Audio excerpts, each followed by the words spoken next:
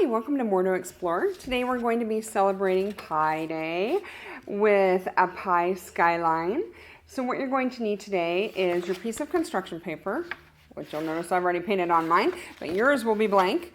You also need your sheet of graph paper, your printout of the first many digits of pi, which we can't have every single digit on there because pi is infinite, so the numbers just keep going on and on. So this is just the start of pi, and you'll see, if you're not familiar with it, the symbol in the middle, that's what pi is, what it stands for. In the Greek alphabet, this is when they write the character pi, this is what it looks like. You also need a pencil and a marker.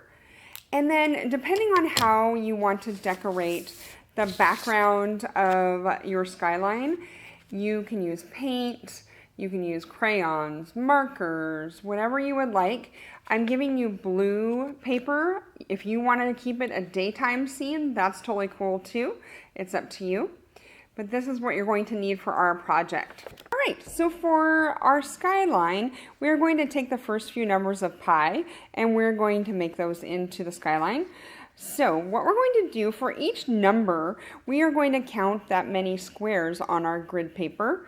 So I'm going to start with 3. So I like to make dots so I remember how many I need to color in. So I'm just going to do 1, 2, 3.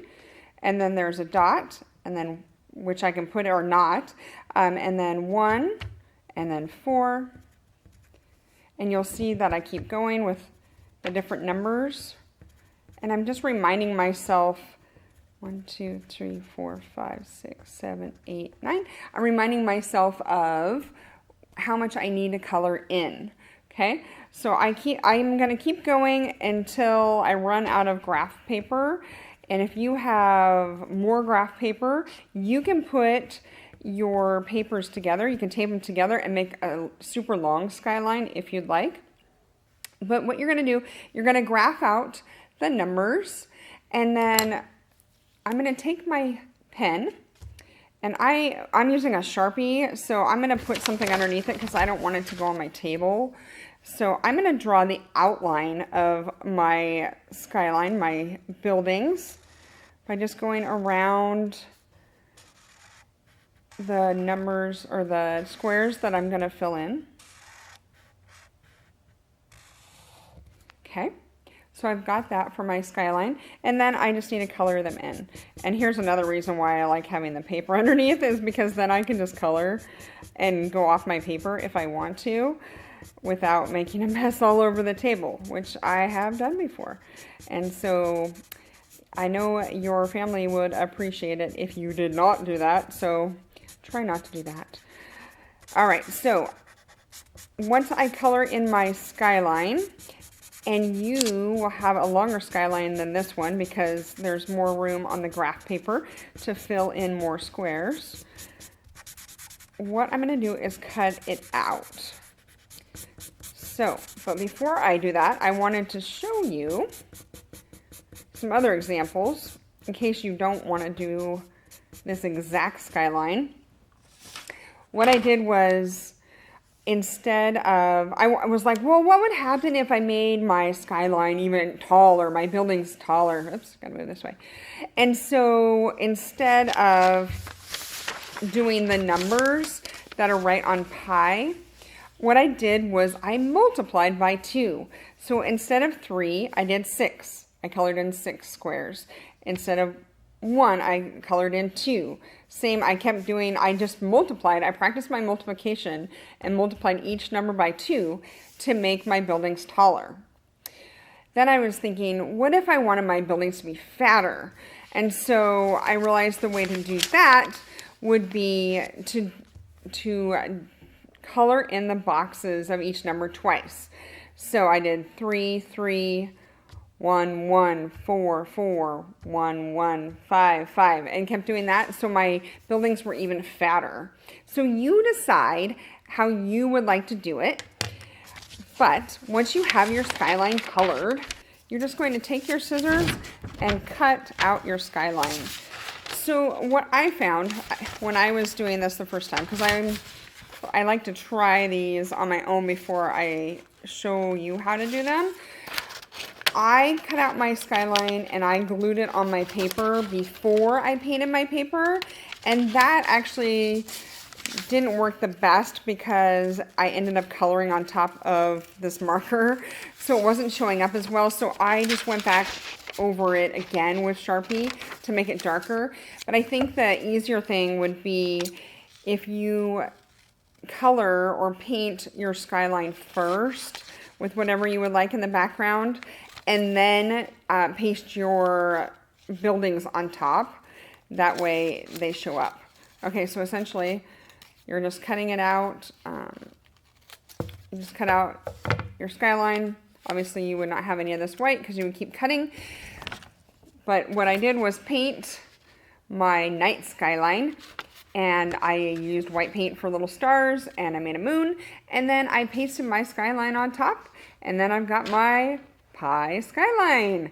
So have fun, tailor this to make it your own.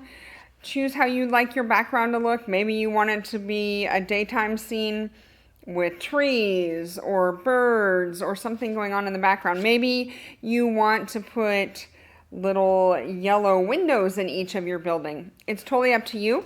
It's just a fun way for us to re-visualize pi, which is all these numbers. This is 1,500 digits of pi. So happy Pi Day. Have fun making your skyline. So what is pi anyway? What pi is, it's a ratio of a circle's circumference to its diameter. So what that means is if you divide the distance around the circle by the distance across the circle, you will get pi, which starts with 3.14. And that's why we celebrate Pi Day on March 14th, because that's what pi starts with. I wanted to share with you some amazing artwork that's been created based on pi by scientist Martin Krzywinski.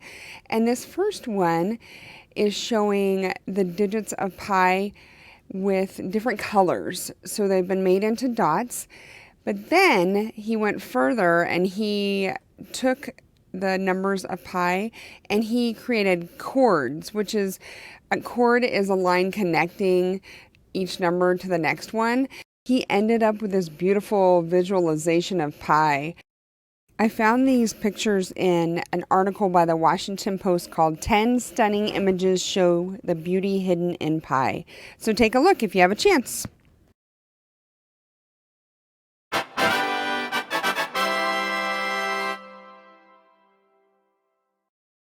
The answer to last week's brain teaser is look both ways before you cross. So you have the word look going both ways, forwards and backwards, and then you cross. Here is this week's position puzzle brain teaser. Be sure to watch next week for the answer.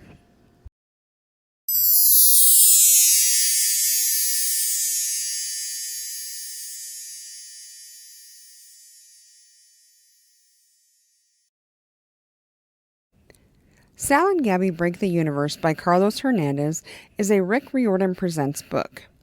These books have been chosen by Riordan as he feels that they will appeal to kids who like his Percy Jackson series.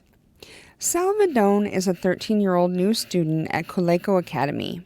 He loves to do magic tricks, but he also has an amazing ability to be able to bring items and people from parallel universe into his own. Unfortunately, he hasn't learned to fully control this and is leaving rips in the universe. He finds an unlikely ally in Gabi Real, the class president, who discovers his secret. Can Sal and Gabi work together to help the people they love without destroying the whole universe?